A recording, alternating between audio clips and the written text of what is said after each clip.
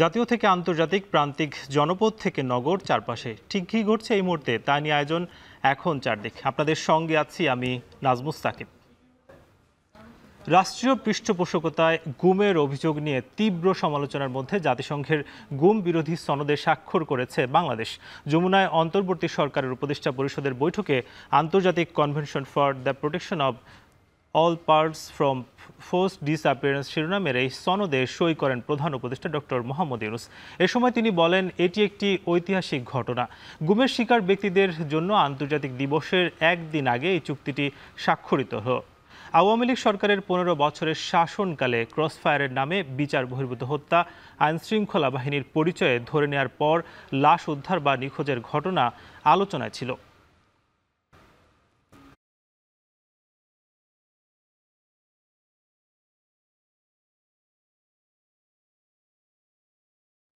এদিকে উপদেষ্টা পরিষদের বৈঠক শেষে বন, পরিবেশ, জলবায়ু ও পানি সম্পদ উপদেষ্টা সৈয়দা রিজওয়ানা হাসান জানান, কালো টাকা সাদা করার পথ বন্ধ করার সিদ্ধান্ত হয়েছে। এছাড়া অত্যাবশ্যকীয় খাদ্যপণ্যের দাম কমাতে সংশ্লিষ্ট মন্ত্রণালয়কে কাজ শুরুর নির্দেশ দেওয়া হয়েছে বলেও জানান তিনি।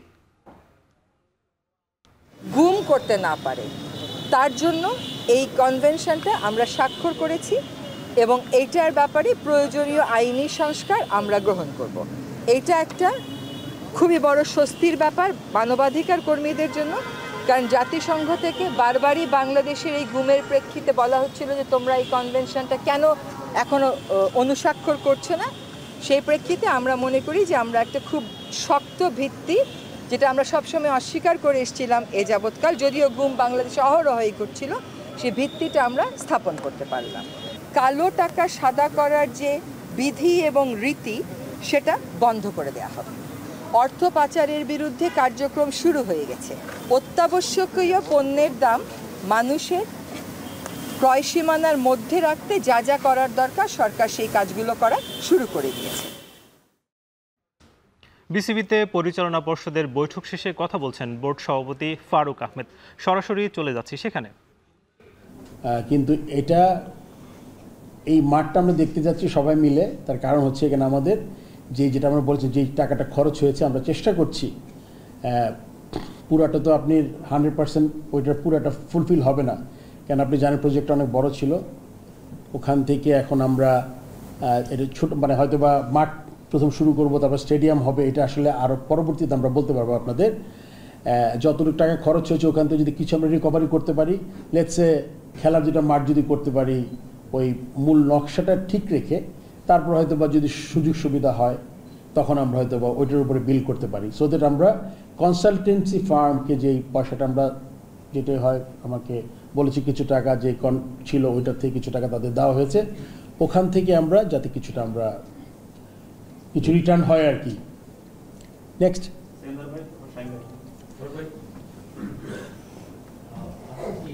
স্টেডিয়ামের মধ্যে কিছু মাটি ভরাট করে ওটাকে খেলা উপযোগী করার একটা পরিকল্পনা ছিল, আপসোস ছিল, সেটা স্টপ হয়ে গেছে বর্তমান প্রেক্ষাপটে।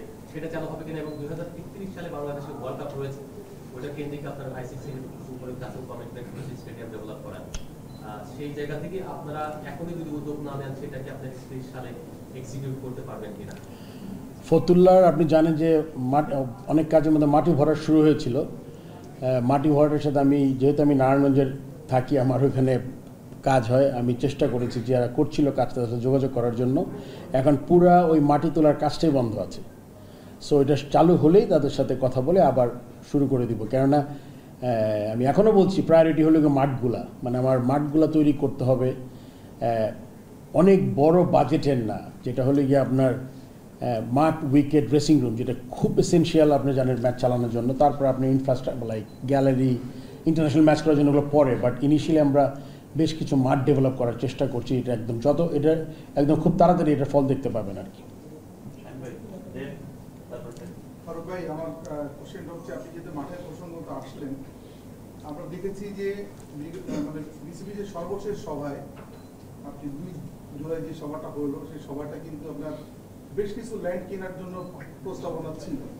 আসলে বিসিবি কি ল্যান্ড না কিনে, এটা কি আমরা সরকারি যে খাট জায়গা আছে সেই জায়গাগুলো কি আপনারা নিতে পারে কিনা? কারণ ব্যাপারটা হচ্ছে ক্রিকেট বোর্ডকে কয় বছর ধরে দেখছি অবকাঠামোগত উন্নয়ন এবং সংস্কারের নামে এটা বেশি ঝুঁকে পড়ছে, যেটা হচ্ছে ক্ল্যাশ করে। এনএসসির কিন্তু পরিষ্কার গঠনতন্ত্রে লেখা আছে যে বাংলাদেশের সকল ক্রিয়া স্থাপনা মানে স্থাপনা নির্মাণ, সংস্কার এবং তার পরিচর্যার দায়িত্ব হচ্ছে জাতীয় ক্রীড়া পরিষদের।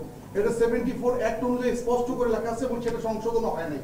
কিন্তু ক্রিকেট বোর্ড যেটা করতেছে গত কয়েক বছর ধরে 2011 সাল থেকে শুরু করেছে এবং এই পাপন ভাই পুরো টেনুরে চাহিদা বিবেচনায় গত অর্থ বছরের চেয়ে কৃষি ও পল্লীর ঋণ বিতরণের লক্ষ্যমাত্রা 8.57% বাড়িয়েছে বাংলাদেশ ব্যাংক।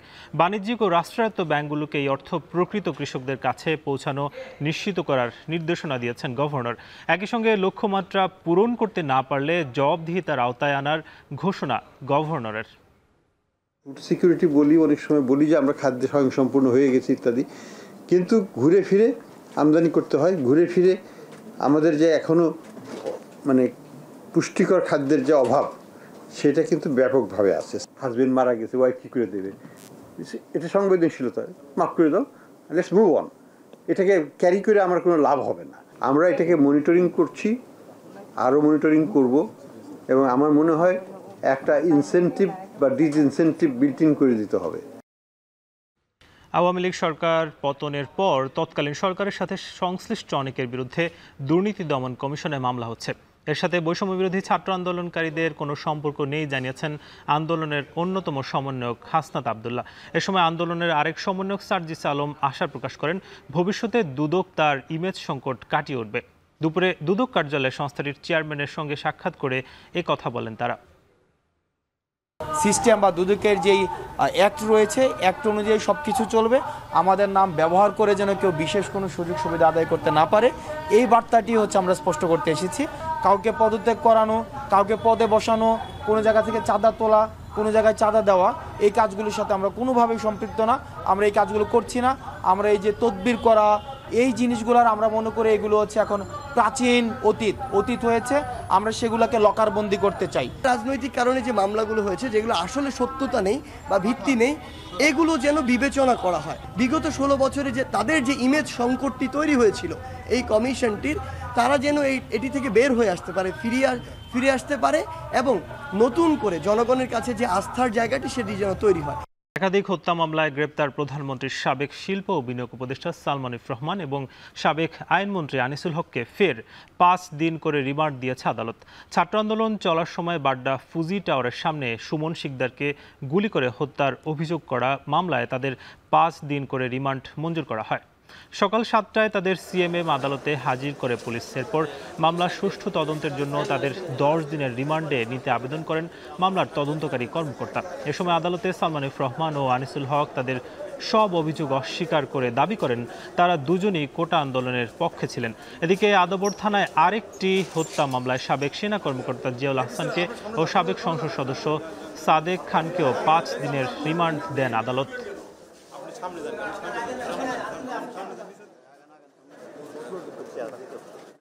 সাবেক বাণিজ্য মন্ত্রী টিপু মুন্সিকে 4 দিনের রিমান্ড দিয়েছে আদালত। বাড্ডা থানায় করা একটি হত্যা মামলায় 10 দিনের রিমান্ড চাইলে 4 দিন রিমান্ড দেয় chief judicial magistrate Mohammad Aliya Haider. বৈষম্য বিরোধী ছাত্র আন্দোলন চলাকালে বাড্ডায় পুলিশের গুলিতে নিহত হয় সুমন শিকদার। এ ঘটনা চলতি মাসের 19 তারিখের করা মামলায় হুকুমের আসামি হিসেবে নাম আসে টিপু মুন্সির। সুমন শিকদার হত্যার অভিযোগে বুধবার রাত 2টায় গুলশানের বাসভবন থেকে গ্রেফতার করা হয় টিপু মুন্সিকে। বৃহস্পতিবার বিকেলে আদালতে তুলে 10 দিনের রিমান্ড চায় পুলিশ। সব শুনে 4 দিনের রিমান্ড আবেদন মঞ্জুর করে আদালত। 5 আগস্টের পর টিপু মুন্সি আত্মগোপনে ছিলেন। তৈরি পোশাক খাতের ব্যবসায়ী থেকে রাজনীতিতে নামা টিপু মুন্সি রংপুর 4 আসনের সাবেক সংসদ সদস্য। 2018 সালে টানা 3য় মেয়াদে সংসদ সদস্য হন তিনি। আওয়ামী লীগ টানা 3য় মেয়াদে সরকার গঠন করলে বাণিজ্য মন্ত্রীর দায়িত্ব পান টিপু মুন্সি।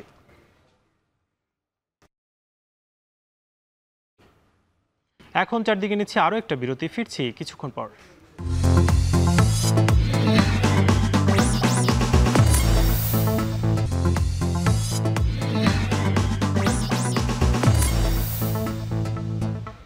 ফিরে এলাম বিরতির পর, দেখছেন এখন চারদিক।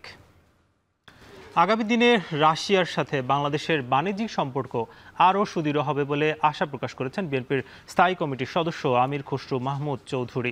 সকালে রাজধানীর গুলশানে চেয়ারপারসনের কার্যালয়ে বাংলাদেশে নিযুক্ত রাশিয়ার রাষ্ট্রদূত আলেকজান্ডার মান্টিতস্কিরের সাথে বৈঠক শেষে কথা বলেন তিনি। বৈঠকে রাশিয়ার বাজারে বাংলাদেশি পণ্যের রপ্তানি বাড়ানোর বিষয়ে কথা হয়। আমির খসরু জানান, সব দেশকে কূটনৈতিকভাবে সমান গুরুত্ব দিচ্ছে বিএনপি, আর অন্তর্বর্তী সরকারকে রাষ্ট্র সংস্কারের পূর্ণ সহযোগিতা করার পাশাপাশি যৌক্তিক সময়ে নির্বাচনের আহ্বান জানান তিনি। বৈঠকে উপস্থিত ছিলেন বিএনপির মহাসচিব মির্জা ফখরুল ইসলাম আলমগীর। বৈষম্য বিরোধী ছাত্র আন্দোলনে নিহতদের পরিবারের সাথে মতবিনিময় করেছে জামায়াতে ইসলামী। রাজধানীর একটি রেস্টুরেন্টে দলের ঢাকা মহানগরী উত্তরের উদ্যোগে এই সভার আয়োজন করা হয়। সবাই নিহতদের আত্মার শান্তি কামনায় মোনাজাত করা হয়।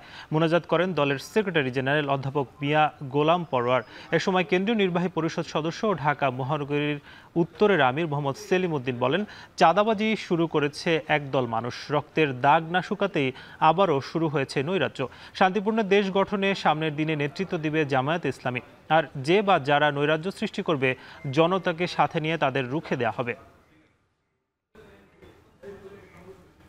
এখন চারদিকে নিচ্ছি আরও একটা বিরতি, ফিরছি কিছুক্ষণ পর।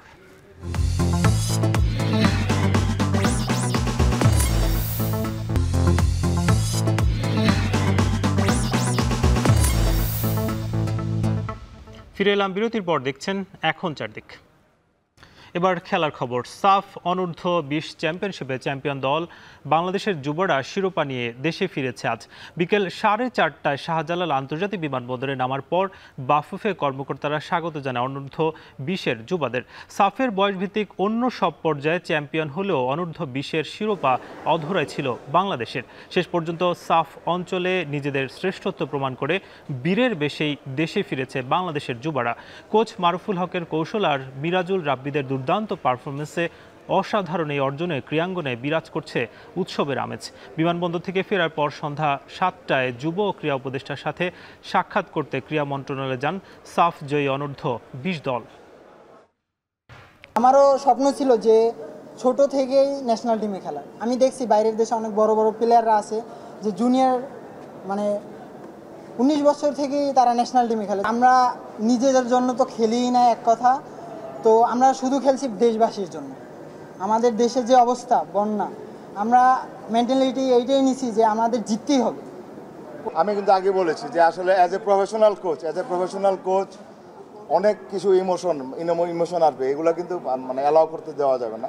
প্লেয়াররা কিন্তু অনেক ইমোশনাল ছিল। আমি বারবার চেষ্টা করছি তাদেরকে যদি যেভাবেই হোক তাদের অপটিমাম লেভেলে রাখতে, তাদের কনফিডেন্স লেভেলটা। ম্যাচে কখনো আমাদের মনে হয় না যে আমরা লস করবো। আমি টোটালি কনফিডেন্ট ছিলাম। আমার প্লেয়ারদের এই ম্যাচটা নিয়ে অনেক প্রিপারেশন ছিল। শেষ করছি এখন চারদিক। সঙ্গে থাকার জন্য ধন্যবাদ।